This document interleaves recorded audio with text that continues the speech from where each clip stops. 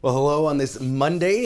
Finally, some chilly weather around, and that meant our first freeze and frost for the Twin Cities early Saturday. A lot of 20s too outside of the metro, so it was a hard freeze for many spots. Officially at the airport, it was 31 degrees, and of course, it comes later than normal. And again, hard freeze for most spots outside of the Twin Cities metro area. But some stats on that cold.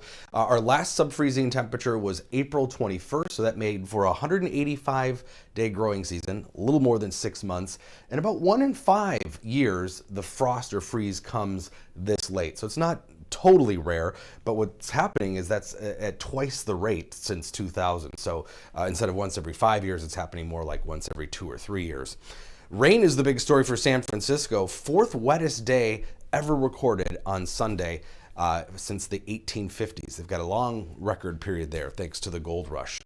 And yeah, pretty incredible. So anywhere from 2 to 4 inches of rain over the last couple of days. This does not take into account yesterday's rain just yet. But then when we look at the last 7 days, add in that big rain they had last week too, yeah, we're looking at 5-6 inches of rain for some areas here in blue. And of course, in the higher elevations, that comes in the form of snow, which is more important for really charging up the aquifers and such. But 20 inches of snow up around Lake Tahoe. So yeah, incredible storm system there. A bomb cyclone, we call it, but also this atmospheric river, we call these areas of moisture coming from the tropics, which you see is all this red out towards Papua New Guinea, Indonesia, and occasionally fingers or rivers of that moisture make their way across the Pacific and feed into a developing storm like this bomb cyclone, cold air coming out of the northwest colliding with that tropical moisture, really creating quite the system and just this stream of moisture that fed the rain into that area. And a piece of that energy, that system, is headed towards us for midweek. It will deepen across the central part of the country, so watch the moisture in California. It kind of breaks apart a bit as it moves over the mountains. Rain and snow for Utah, Colorado, Wyoming, but then redeveloping, tapping into Gulf moisture. So now we get a different source of moisture as it heads east of the Rockies, but it's going to make for quite a bit of rain. Severe weather on the southern end of the system, so a typical fall system. Here's Wednesday morning.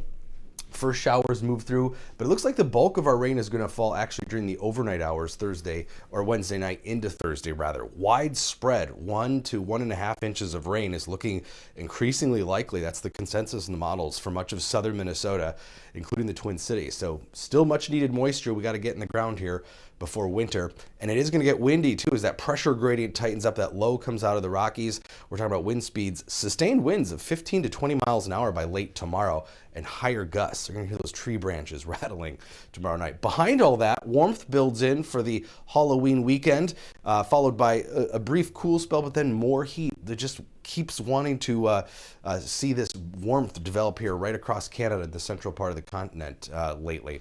High Saturday could be in the low 60s. This is the European model, so fairly mild actually. That would be 10 plus degrees above normal for the 30th of October, but 52 today.